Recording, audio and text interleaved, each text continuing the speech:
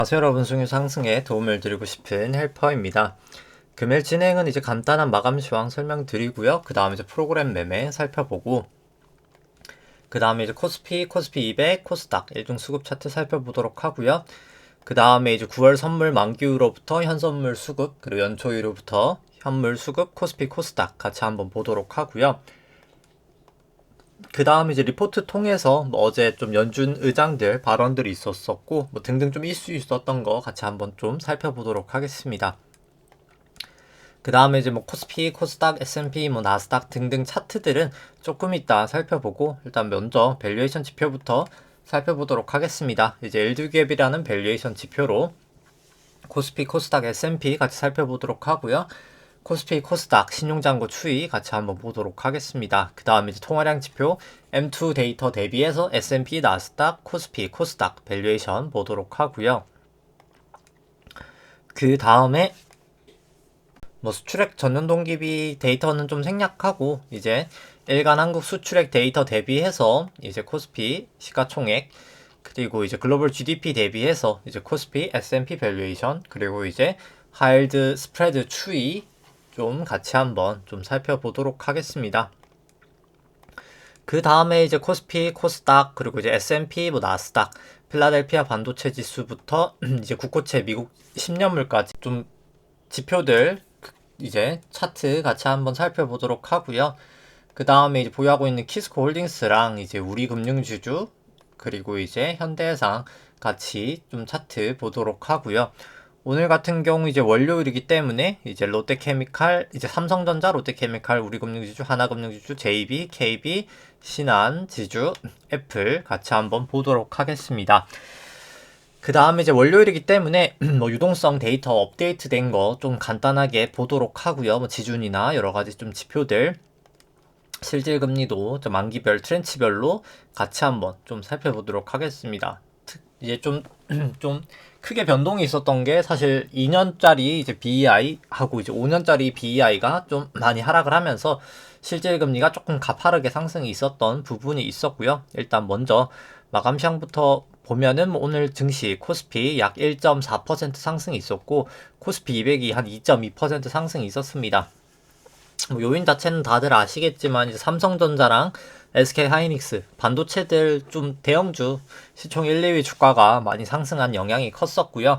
검은 색깔이 이제 코스피 200 차트고요. 파랑 색깔, 빨간 색깔이 프로그램 순매도 구간, 순매수 구간인데 오늘 계속해서 프로그램 순매수가 이제 좀 증시를 이끌었다라고 볼 수 있습니다. 프로그램 매수의 주체는 외국인이 5,100억 정도 매수가 있었고요. 기관이 한 800억 정도 매수가 있었습니다. 이제 코스피 200 수급 같은 경우에는, 코스피 수급 같은 경우에는 외국인이 약 8천억 정도 매수가 있었고요. 기관 5,600억 정도 매수가 있었습니다.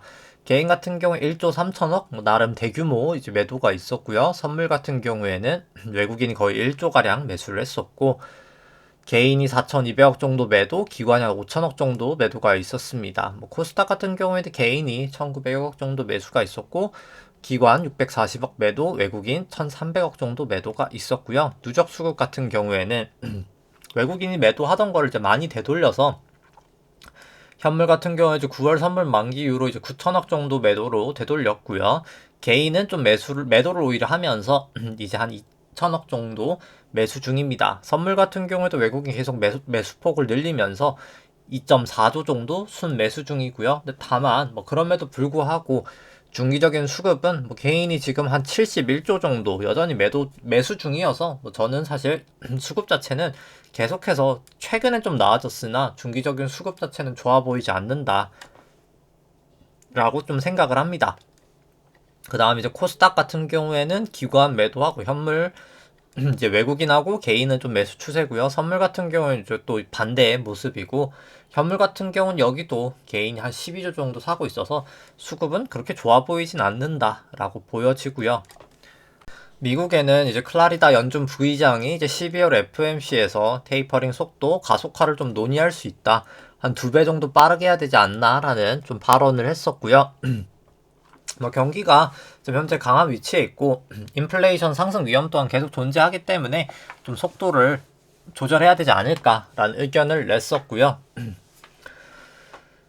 뭐 일단 윌러 연준 이사 같은 경우에도 이제 인플레이션 지표가 현재 높은 수준이기 때문에 테이퍼링 속도를 높일 수 있다라고 언급을 했습니다. 또 이제 이를 통해서 필요시 금리 인상할 수 있는 뭐 여유를 확보할 수도 있다라고 좀 매파적인 발언들이 나왔었고, 뭐 그 부분의 영향으로 일단 지금 좀 금리가 상승을 하고 있습니다.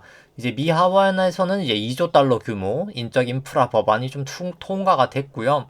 이제 뭐 아무래도 법안 이제 상원을 통과하기 위해서 약간 좀 축소될 예정이긴 하지만 뭐 규모 자체는 큰 거가 맞고요.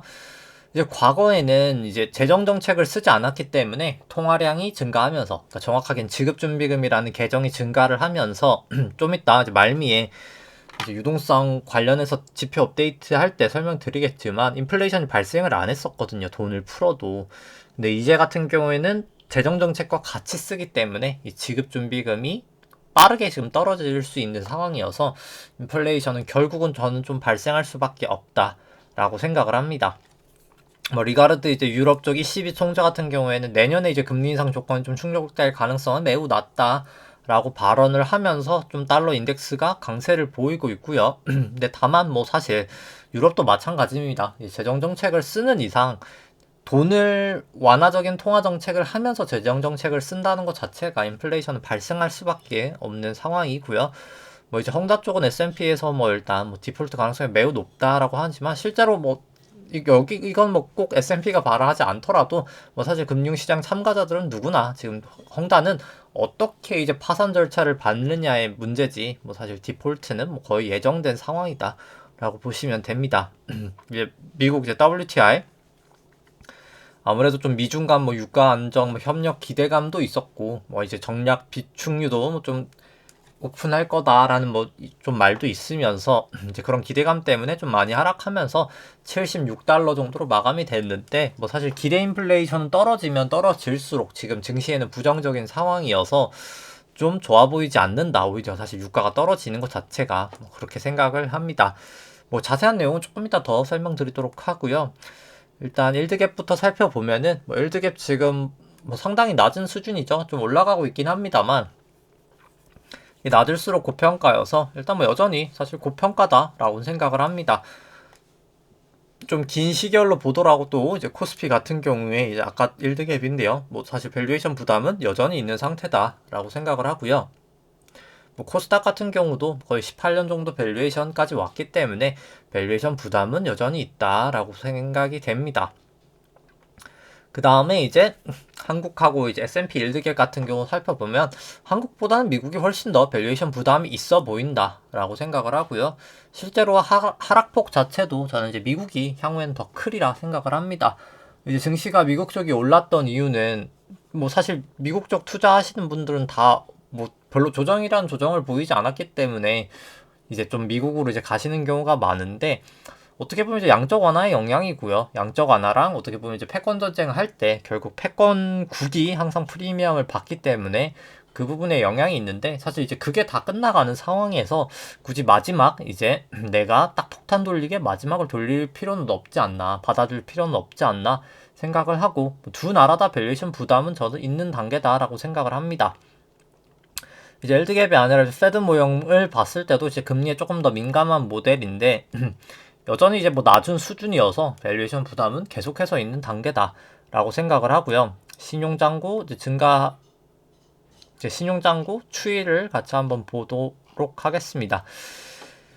일단 뭐 코스피랑 뭐 코스닥 합산 신용잔고 같은 경우에 23조 거의 한 7천억 정도 되면서 이제 약간 또 증가를 했고요. 근데 그럼에도 불구하고 뭐 사실 추세 자체는 좀 떨어지는 추세이기 때문에 조심할 필요성이 있다. 이렇게 높은 상태에서 빠지는 게 가장 좋지 않기 때문에 조심하셔야 된다라는 생각이고요.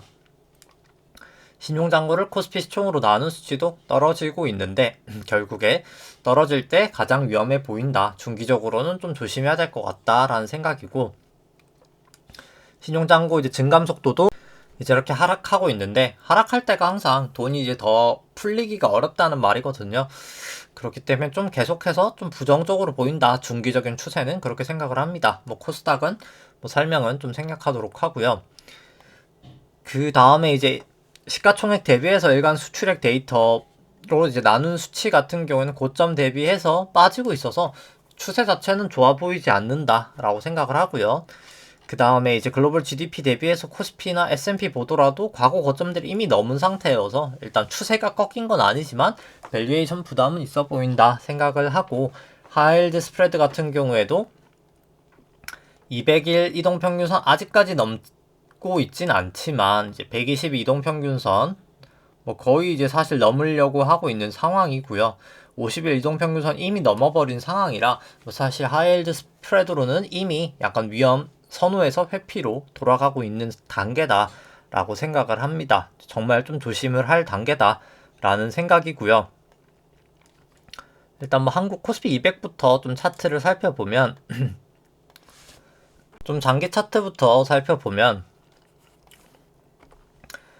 이제 1998년도 이제 외환위기 저점부터 새로운 파동이다라고 생각을 하고요. 우리나라는 이제 그 다음부터 닷컴 버블 때까지 1파, 닷컴 버블 하락이 2파, 금융위기 전까지 상승이 3파, 그 다음 금융위기 하락부터 이제 4파, 17년, 18년 상승이 5파로 이제 1, 2, 3, 4, 5 크게 큰 1파는 완성이 되었다라고 보고요. 그 다음 이제 미중 무역 분쟁, 코로나로 A, B, C로 이렇게 크게 빠지면서 큰 2파도 완성이 되었다라고 보여집니다. 지금 이제 올라가고 있었던 파동이 3-1파라고 보고요. 큰 3파에서 지금 내려갔던 파동이 아마도 이제 3-2파 정도지 않을까라고 보여지고요. 그 다음에 이렇게 저점하고 저점을 그어서 고점 위에다가 올려놓으면은 딱 뭐 채널의 거의 다음 부근에서 빠져서 여기가 이제 고점이었다라는 생각은 들고요. 그 다음에 이제 마지막 좀 일봉으로 보면은 이제 일봉상은 여기까지가 이제 3-1파의 1파, 여기가 2파, 여기가 3파, 여기가 4파, 여기가 이제 5파라고 생각이 되고요. 그 다음에 여기도 뭐 똑같이 2파랑 4파 저점에다가 채널을 그어서 3파 고점에다가 올려놓으면 이제 5파를 추정할 수 있는데, 뭐 여기도 고점 닿은 걸 봤을 때 채널은 유효한 거라고 생각이 되고요. 여기 이제 깨질 때, 여기 깨질 때 매도를 할 수 있지 않았을까 생각을 합니다. 그 다음 5파 치고 나서 여기가 이제 쐐기로 A, 그 다음에 여기가 이제 B파, 그 다음 여기가 이제 1, 2, 3, 4, 5로 C가 나왔다라고 보고요. 그 다음에 이제 O랑 B랑 이제 저점을 그어서, 고점끼리 그어서 A 저점에다가 올려놓으면은 이렇게 채널을 할 수 있는데, 뭐 여기도 딱 저점은 잘 닿았었고요. 이제 여기 채널을 이제 하회했다가 다시 이제 상회했기 때문에 이제 여기가 새로운 파동이구나라고는 좀 생각을 좀 할 수 있지 않았나 생각을 합니다. 근데 이제 이 A, B, C가 저는 큰 A라고 보고요. 지금 올라가는 게 아마도 큰 B지 않을까라고 생각을 하고, 여기 이제 4랑 또 A파랑 그으면은 이제 손절을 언제 해야 될지를 알 수가 있거든요. 잠깐 여기서 어이구 지워졌는데 다시 그려보면 여기 이제 4파랑 A파 저점을 이렇게 그어서 보면은 이제 여기가 이제 깨지면은 안 됐었는데, 잠깐 이제 깨진 적은 있었지만 뭐 크게 이탈은 하지 않아서 이제 여기가 저는 좀 손절 라인이라고 생각하시면 될 것 같고요. 여기가 이제 깨지면 안 됩니다. 그래서 여기가 지금 A, B, C로는 갈 것 같고, 그래서 뭐 최대 한 406까지, 그러니까 406에서 한 422 정도 엘리어트 뭐 계산치로 B파라고 하면은 38이 되돌림이면 406이고 618 되돌림이면 422여서 한 그 정도까지는 갈 수 있지 않을까. 이제 그러려면 이제 이게 A, B, C로 갈지 아니면 그냥 A, B, C로 이렇게 끝일지에 따라 다르겠지만 일단 뭐 둘 중 하나까지는 갈 것 같다 인데요. 근데 뭐 사실 B파는 저는 그렇게 무리하게 갈 필요는 없다라고는 생각을 합니다. 뭐 이 정도 상승은 뭐 그냥 버리더라도 안전하게 가는 게 맞지 않을까. 물론 근데 뭐 먹으러 이제 가신다라고 하면은 딱 손절 라인을 제가 이제 생각했던 여기 4파랑 A파 저점을 그은 딱 여기로 삼으시면 되지 않을까. 여기가 딱 손절 라인이다. 여기가 깨지면 미련 없이 매도하자라는 마음으로 좀 가면 되지 않을까 좀 생각을 하고요. 뭐 그냥 괴선상으로는 뭐 저항선 기준선 더 상회하고 구름대 안으로 들어오고 50 이동평균선 한 방에 깨고 해서 단기적으로는 조금 더 갈 수 있지 않나 라고는 생각을 합니다. 뭐 코스피 자체도 뭐 모양 자체는 크게 다르진 않고요. 뭐 사실 200이 훨씬 또 좀 많이 올라서 그러긴 했지만 뭐 사실 모양이 그렇게 크게 다르진 않아서 뭐 특별히 설명드릴 건 없을 것 같고요. 뭐 코스닥 같은 경우에는 뭐 저는 이제 여전히 그냥 코스닥은 여기 오파 고점 치고 A, B, C, A, 여기 B, C라고는 뭐 계속해서 보고 있습니다. 그래서 뭐 저는 뭐 선뜻 여기는 뭐 추세상으로는 문제가 없지만 좀 들어가긴 좀 겁난다. 약간 그런 느낌이고요. 코스피 150, 코스닥 150 같은 경우에는 여기서 고점을 치긴 했습니다만 여기가 이제 완전 고점이 또 아니거든요. 그래서 여기 5점 치고 A 뭐 지금 B 정도 이제 되돌림 파동이고 C가 결국에 한번 곧 오지 않을까 생각을 하고요. 그 다음에 이제 S&P 같은 경우에도 장기 파동으로 먼저 살펴보면 미국 쪽은 이제 2009년부터 이제 거의 바닥부터 새로운 파동이다라고 보여지고요. 그 다음에 이제 여기까지가 1파, 여기가 2파, 여기 3회 1, 3회 2, 3회 3, 3에서 3회로 3파, 여기가 이제 딱 삼각형으로 4파, 여기가 딱 5파까지 달 나왔다라고 보여지고요. 여기 지금 5파 고점을 저는 이제 거의 쳤다라고 봅니다. 그 다음에 이제 일봉으로 그럼 마지막 이제 5파를 좀 살펴보면 이제 마지막 5파에 대해서 여기까지가 1파, 여기가 2파, 여기가 이제 3파, 여기가 4파고 마지막 또 5파에 대해서 여기까지가 1파, 여기가 2파, 여기가 3파, 여기가 이제 4파라고 보여지고요. 이제 로그 스케일 돼 있는 거, 로그로 돼 있는 거, 그러니까 로그가 이제 차트를 퍼센트로 보여주는 거거든요. 그거를 끄고 단기는 조금 끄는 게 더 맞아서 단기를 끄고 채널링을 좀 해보면 여기랑 이제 4파랑 이제 2파를 그어가지고 2파랑 4파를 그어서 여기 3파에다가 올려놓으면 뭐 채널링이 되는데 원래는 뭐 제가 여기 채널을 다여가지고 여기가 고점이지 않았을까라고 했는데 뭐 좀 신고점이 나온 걸 봐서 여기가 1, 2, 3, 4, 5구나 라고 이제 생각이 됩니다. 그래서 뭐 여기 채널까지 뭐 갈 수도 있고요. S&P 같은 경우에는. 근데 뭐 이 정도 됐으면 그냥 이제 전환선을 딱 기준으로 삼아서 S&P는 그냥 전환선 깨지면 하방이구나 라고 생각을 좀 하시면 되지 않을까 생각을 합니다. 고점은 높아지고 있는데 RSI나 MACD 보면은 하락하고 있죠. 그래서 사실 거의 다이버전스긴 해서 지금 주가는 올라가는데 보조지표가 내려가는 게 이제 다이버전스라고 하거든요.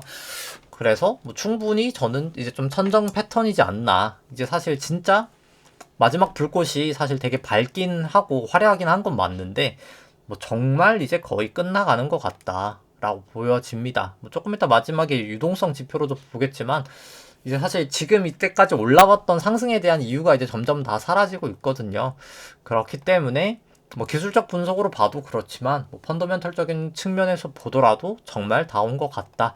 라고 생각을 하고 지금 이제 볼린저 50인데요. 50으로 봐도 이제 여기를 넘었다가 아직까지 다시 못 넘고 있죠. 이제 볼린저 밴드 이제 상대적 고점이라고 있는데 실제로 이제 볼린저 밴드를 넘은 게 진짜 고점이고요. 상대적 고점이고요. 그러니까 이게 진짜 고점은 여기긴 합니다만 실제로 볼린저 밴드 상대적 고점은 여기여서 여긴 진짜 고점이 아니고 사실 여기서 이미 우리는 고점을 봤다. 라는 게 이제 볼린저 밴드에 어떻게 보면은 좀 약간 장점이지 않나라는 생각도 듭니다.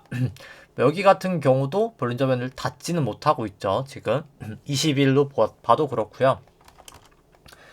200일로 봤을 때도 여긴 넘었다가 아직 넘지는 못하고 있어서 설사 여기 넘는다 하더라도 넘었다가 다시 이제 하회하면 역으로 이제 그때는 좀 숏을 볼 수 있지 않을까라고 생각을 합니다. 뭐 나스닥 같은 경우에 이제 마지막 5파에 대해서만 채널링을 해보면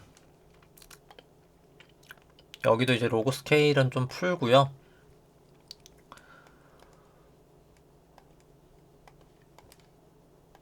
나스닥 같은 경우에는 이제 여기부터 여기가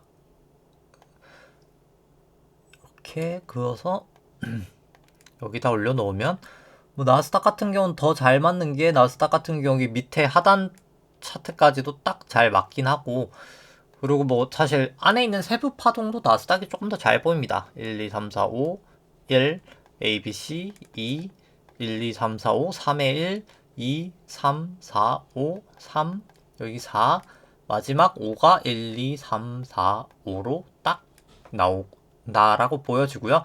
원래는 여기가 딱 채널 닫고 빠져서 여기가 그냥 1, 2, 3, 4, 5로 고점이지 않았을까라고 했는데 뭐 제 차 다시 넘었으니까 그냥 여기가 이제 1, 2, 3, 4, 5로 고점이구나 라고 뭐 생각을 할 수밖에 없을 것 같고요.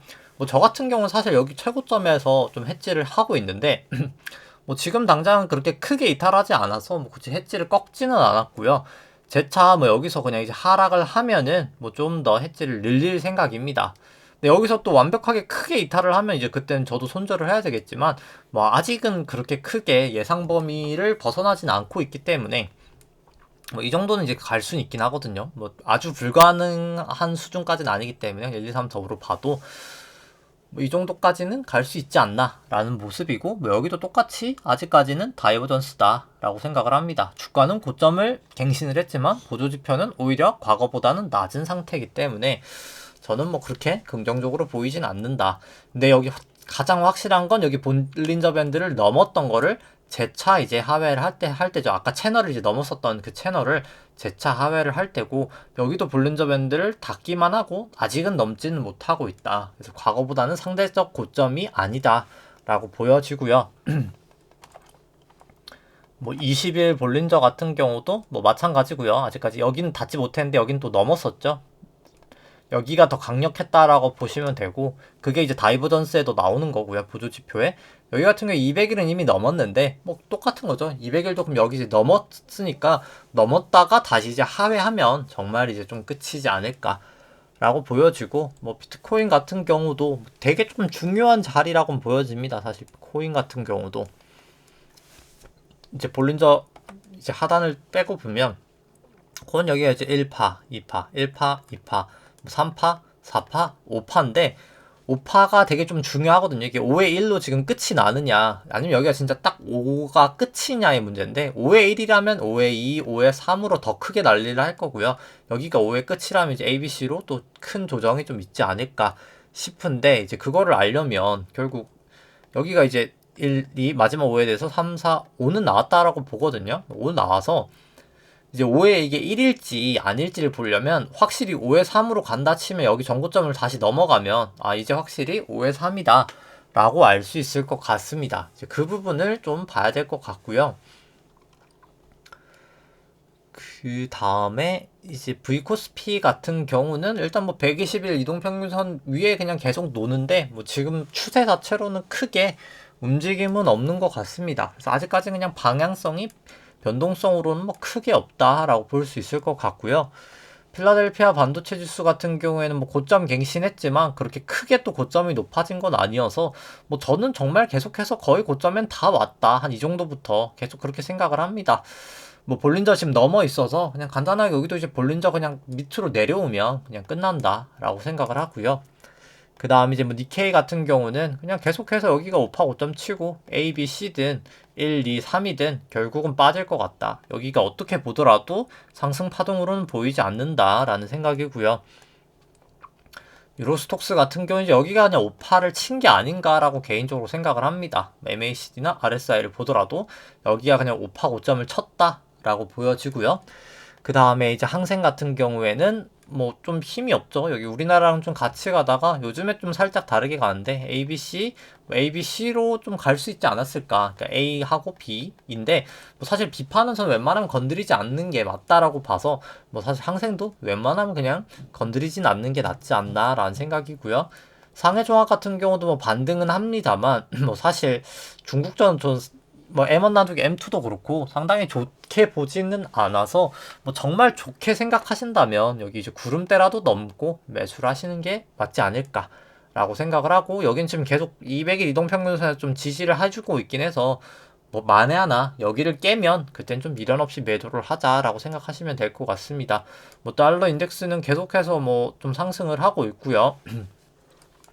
뭐 조기 테이퍼링 이슈도 나오고 결국 ECB는 되게 완화적으로 아직까지 좀 가려고 하는 스탠스인데, 연방준비은행은 이제 슬슬 좀 매파적으로 좀 돌아서고 있는 모양새여서 좀 그 부분이 달러 인덱스에 좀 반영이 되고 있다라고 보시면 됩니다. 그래서 뭐 아직까지는 추세가 딱 섣불리 끝났다라고 말하기는 좀 애매한 것 같긴 하고요. 여기 이제 꼬리가 낯섰음에도 다시 꼬리 안으로 들어왔기 때문에 뭐 그렇게 생각이 되고, 뭐 달러원 같은 경우에는 일단 구름대 자체를 다시 넘었기 때문에 일단 추세는 아직 살아있다라고 볼 수 있을 것 같고요. 뭐 WTI 이제 구름대 안으로 들어와서 뭐 사실 여기가 이제 또 깨지냐 마냐가 좀 중요할 것 같습니다. 여기까지 이제 깨지면 확실히 깨질 것 같다.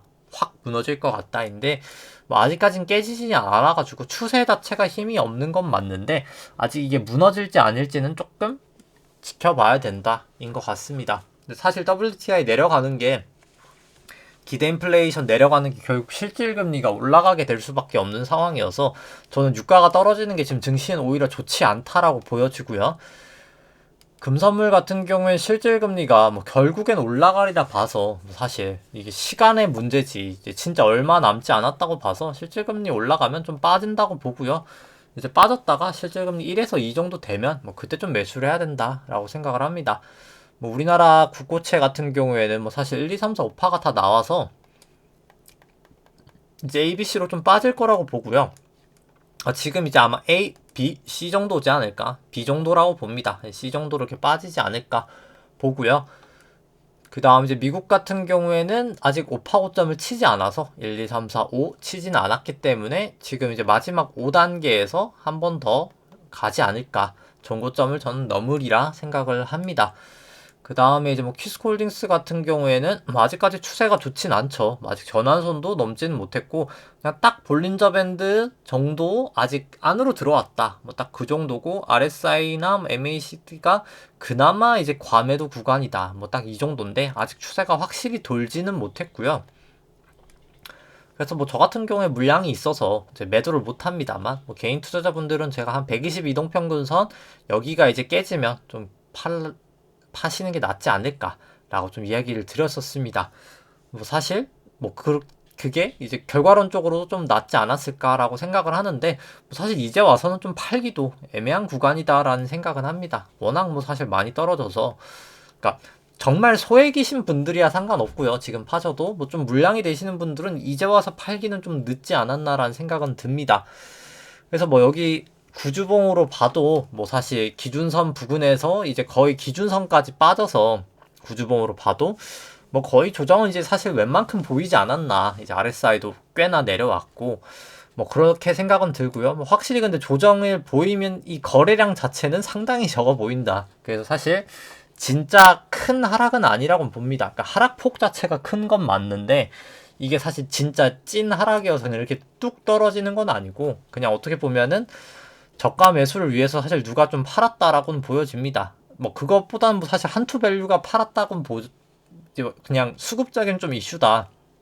한투 쪽에서.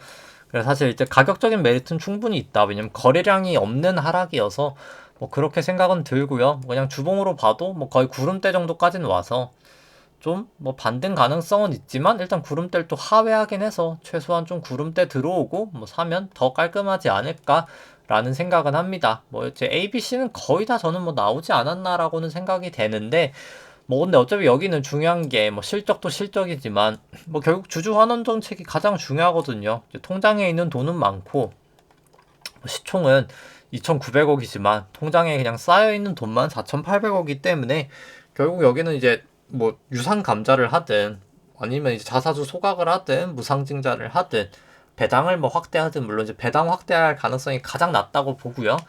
좀 뭐 어떤 방식으로든 좀 이제 주주 환원 정책이 좀 필요해 보인다. 그거를 해야 상승할 수 있다라고 보여지고 현재 주가는 한 16,000원 정도 되는데 실적 전망치 이 정도 나온다라고 했을 때 뭐 사실 내재 가치로는 저는 뭐 거의 한 7만 원까지도 갈 수 있는 뭐 사실 내재 가치는 가지고 있다라고는 생각을 합니다.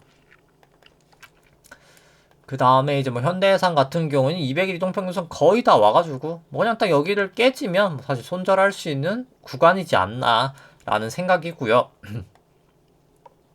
근데 다만 뭐 여기도 사실 올라간 거 대비해서 많이 빠지긴 해서 뭐 이 정도면 거의 다 왔다라고 생각해도 뭐 큰 문제는 없지 않을까. 근데 이제 여기서 이제 200일의 이동평균선에서 뭐 결국 이제 지지를 하냐 마냐의 문제지 않을까라는 생각이긴 합니다. 가격적인 측면은 싼데 일단 추세가 안 좋아서 일단 그 부분이 여기도 좀 우려긴 하고요. 근데 뭐 매번 말씀드리지만 저 같은 경우는 그냥 주식은 어떻게 보면 해지용으로 사실 들고 있어서 저는 오히려 지금 좀 타이밍 잘 봐서 숏을 하는 게 저는 오히려 약간 좀 주 목적이라 이제 사실 현물은 이제 그거에 대한 해지 정도로 이제 사실 들고 있는 거고요. 근데 이제 뭐 사실 현대해상도 밸류에이션 자체는 지금 상당히 싸서 기대 수익률이 22 정도 되기 때문에 뭐 중기적으로는 충분히 갈 수 있다라고 생각을 합니다. 밸류에이션 자체는 뭐 상당히 싼 구간이다라고 생각을 하고요. 뭐 우리금융지주도 뭐 사실 밸류에이션 상으로 상당히 싼 구간이고, 근데 다만 여긴 또 조정은 크게 보이진 않아서 뭐 언제든 조정은 가능하다고 보여집니다. 뭐 볼린저 밴드도 이렇게 모여 있어서 언제든 이제 위로든 밑으로든 좀 튈 수 있다라고 보고요. 뭐 이제 민영화는 됐고 이제 매각이 다 됐기 때문에 뭐 유진 P랑 등등등등 이제 좀 분할해서 매각이 됐고,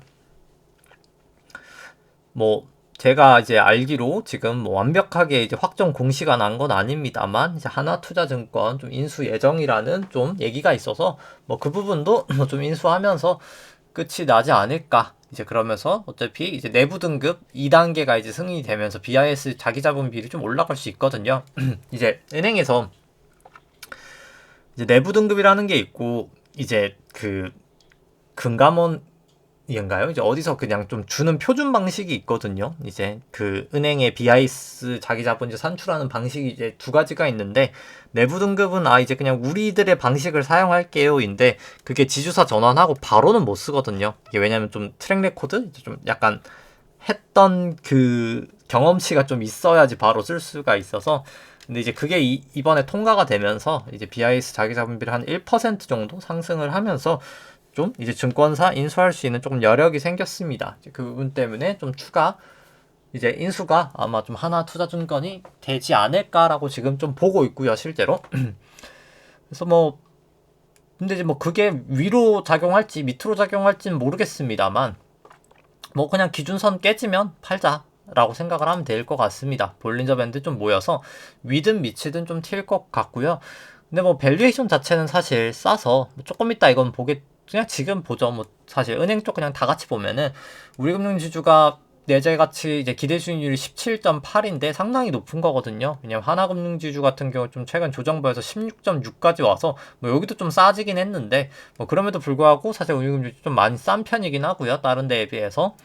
JB 같은 경우는 뭐 17.3. 근데 여기는 또 지방은행이다 보니까 좀 당연히 싼 게 좀 맞고요. 대형 은행인 우리금융지주 대비보다는 비싸지만 이제 사실 대형이 훨씬 더 낮아야 되기 때문에, 그래서 JB보다는 우리가 낮고, KB 같은 경우에는 아무래도 뭐 지금 은행에선 가장 리딩뱅크다 보니까 가장 밸류에이션이 높기는 합니다. 14.6 정도 되고, 신한 같은 경우에는 뭐 두 번째 리딩이니까 15.5, 딱 2등 정도 밸류에이션을 받고 있는데, 뭐 여러 가지를 감안해 봤을 때 우리가 좀 싸 보인다. 매크로 환경상 은행이 딱 괜찮아서 은행도 좀 중기적으로는 괜찮아 보인다 생각을 하고요.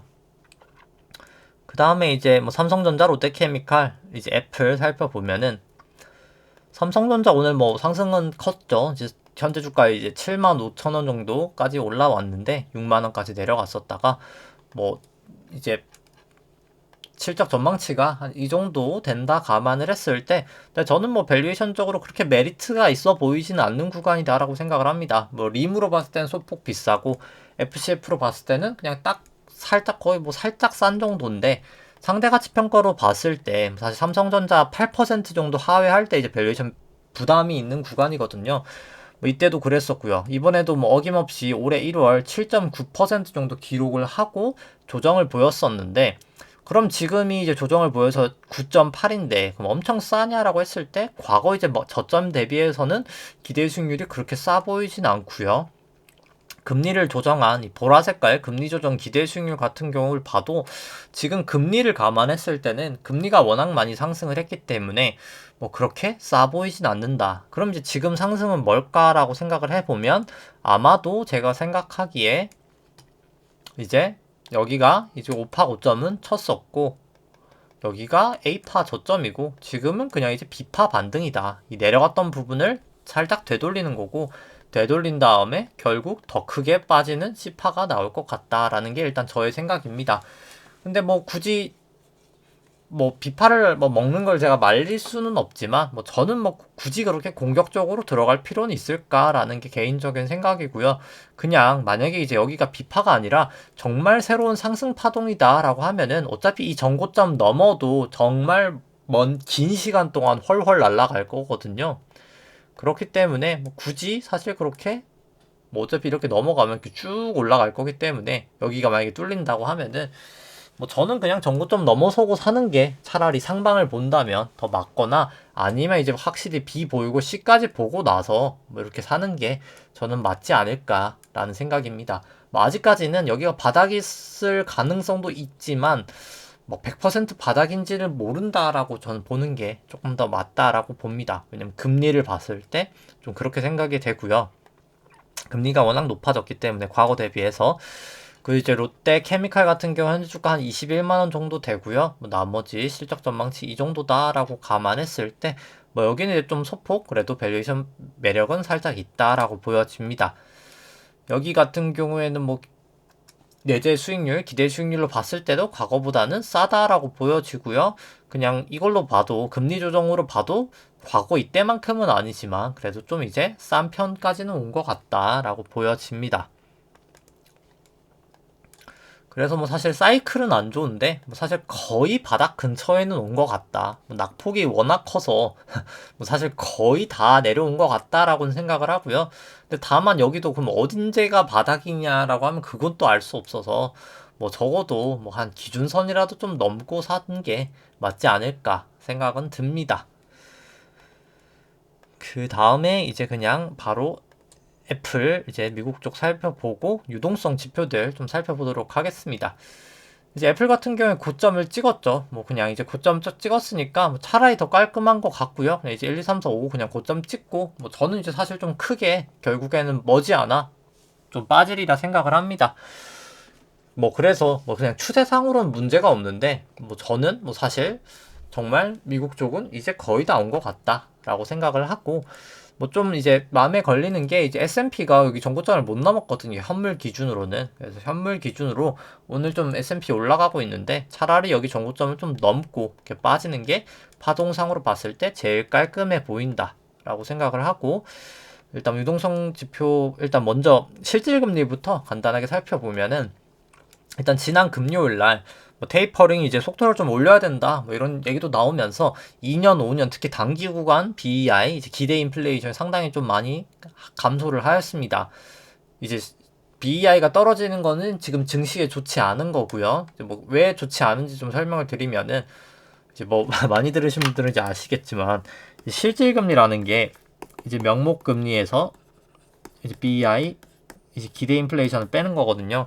명목금리가 그냥 보통 금리다라고 하는 게 이제 명목금리고요. 이제 실질금리가 어떻게 보면 금융시장의 가장 중요한 이제 할인율이라고 생각하시면 됩니다. 그냥 간단하게 낮을수록 좋은 거예요. 이제 금융시장에. 근데 이제 이 BI가 낮으려면 결국 이 차감 항목인 기대 인플레이션이 높거나 명목이 낮아야 되겠죠.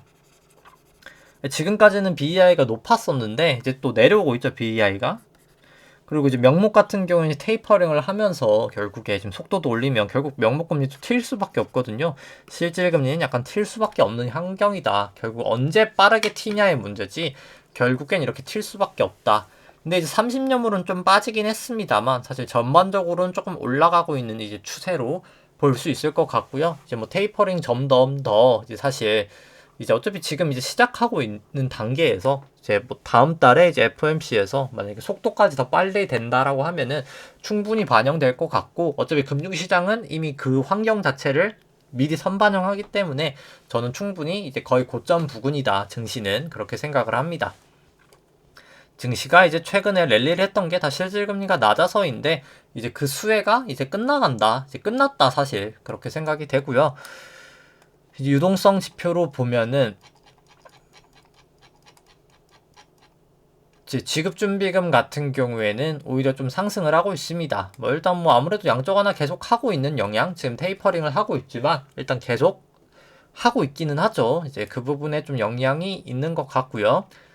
어차피 결국엔 이제 하락할 수밖에 없긴 하고요. 경기가 좋아지면 재무부 일반 계정 같은 경우는 결국 지금 부채 한도 협상이 그냥 임시 유예만 돼서 어차피 12월 15일 날까지 아무래도 자금을 다 쓸 것 같다 하더라고요. 지금 이제 옐런 재무장관이 12월 아무리 늦어도 12월 15일 전에는 합의가 돼야 되는데 일단 지금 보시는 것처럼 이게 재무부가 가지고 있는 현금이라고 생각하시면 되거든요. 현금이 거의 고갈되어 있다. 라고 생각하시면 됩니다. 합의가 안 되면 이제 기술적으로 미국이 디폴트가 나는 거고요.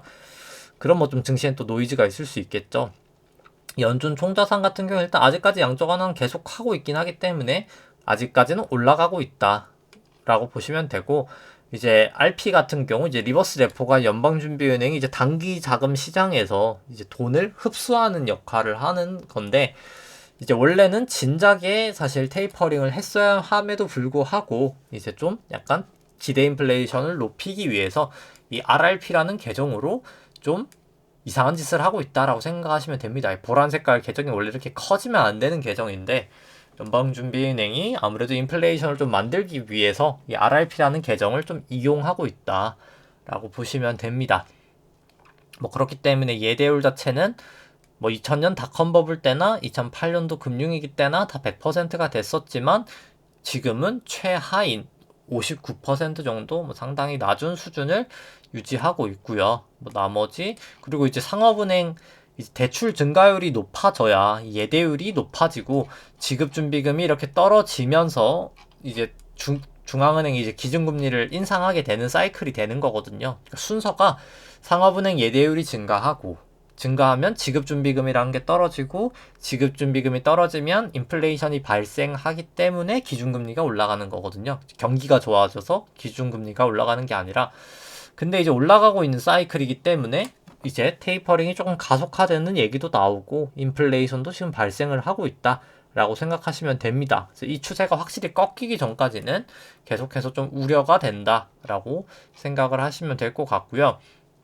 뭐 실질 금리 같은 경우는 뭐 사실 딱 마이너스였던 게 글로벌하게 딱 4번밖에 없었는데 지금 상당히 낮은 폭이어서 뭐 사실 이것 때문에 증시가 올라갔다라고 생각하시면 되는데, 이제 결국은 이게 올라갈 거기 때문에 증신역으로 조정을 보일 것 같다라고 생각을 하시면 될 것 같습니다. 뭐 나머지 부분은 뭐 설명은 생략하면 될 것 같고요. 뭐 그래서 뭐 사실 그렇죠. 사실 뭐 2000년 닷컴 버블 때만 봐도 이게 사실 마지막 불꽃이 사실 가장 화려하게 불타오릅니다. 보시면 이 마지막 닷컴 버블 때도 보시면은 마지막 때가 정말 화려하게 갔었죠. 이제 이때는 정말 거의 한 70년 사이클의 마지막 오파였기 때문에 상승률 자체도 훨씬 더 컸었고요. 근데 지금 같은 경우에는 이 2009년도 이때부터의 상승 폭을 이제 되돌리는 파동이 이제 곧 나타나리라고 보고, 지금 자체도 이 마지막 오파가 상당히 가팔렀다라고 보실 수 있을 것 같습니다. 보시면은 여기 이제 3주봉으로 봤을 때, 이렇게 봤을 때 상당히 가파르게 상승을 했다. 그리고 지금 딱 볼린저 밴드도 딱 넘어가 있는 상태다. 제 차 안으로 들어오면 정말 위험하다고 보고요. 뭐 거의 다 왔다. 뭐 어떻게 보더라도 뭐 파동으로 보나 실질금리로 보나 뭐 사실 뭐 여러 가지 측면에서 뭐 다 왔다라고 생각을 합니다. 뭐 테이퍼링도 그렇고 정말 모든 지표들이 이제는 하이힐드 스프레드도 오르고 다 왔다라는 걸 사실 나타내고 있는데, 뭐 그렇기 때문에 뭐 이제는 정말 저는 좀 피할 때가 아닌가. 왜냐면 뭐 제 지인분이 또 모임을 나가는데 주말에 다 이렇게 미국 주식을 그렇게 다 투자를 하셨다 하더라고요. 근데 물론 이해는 갑니다. 2009년부터 뭐 계속 올랐으니까 사실 뭐 미국 주식 당연히 해야 되는 거 아니야 라고 생각하실 수 있지만, 항상 펀드 가입하실 때나 투자 권유 받으실 때 그렇잖아요. 과거의 수익률이 미래의 수익률을 보장하지 않습니다.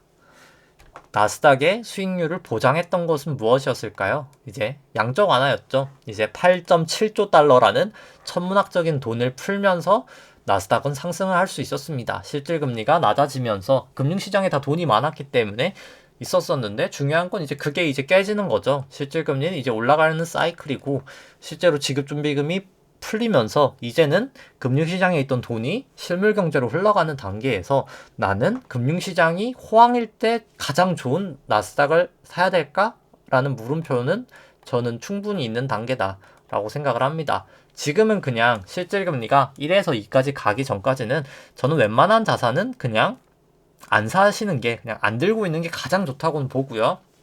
뭐 저처럼 액티브하게 하신다면은 뭐 숏을 보는 것도 좋은데, 뭐 숏은 사실 상당히 리스크가 있는 행동이어서 딱 손절을 잘 하신다라는 생각을 가지고 딱 사실 좀 임하셔야 되지 않을까 하고, 뭐 사실 경력이 그렇게 많지 않다면 저는 숏을 하기보다는 지금은 이제 그냥 현금을 보유하고 있다가 실질금리가 10년물 기준으로 약 한 1에서 2% 사이 될 때, 그때 이제 뭐 금이나 부동산이나 아니면 주식을 이제 그때 이제 조금 매수를 하면 되지 않을까라고 생각을 합니다. 지금은 이제 좀 약간 몸을 사릴 때다라고 생각을 하고, 오히려 몸을 사리기보다는 이제는 진짜 좀 약간 신발을 신고 아예 나가야 될 때다라고 생각을 합니다. 뭐 거의 이 정도 각도면 이제는 정말 거의 끝이 난다라고 보여지기 때문에 좀 조심하시는 것을 계속 추천드리고요. 뭐 제가 요때 고점이라고 하고 요 정도 더 왔다고 해서 뭐 더 간다고 생각하실 수도 있겠지만, 뭐 사실 얼마 차이가 안 나거든요. 이 고점하고 여기랑. 그래서 정말 이 채널 자체가 이제 아까 넘었었잖아요. 이렇게 넘었다가 다시 들어올 때, 그때는 정말 좀 조심해야 된다라는 걸 다시 한번 좀 강조드리면서, 네, 오늘 방송 여기까지 하도록 하겠습니다. 네, 좋아요와 구독 눌러주시면 감사하겠습니다. 이상입니다.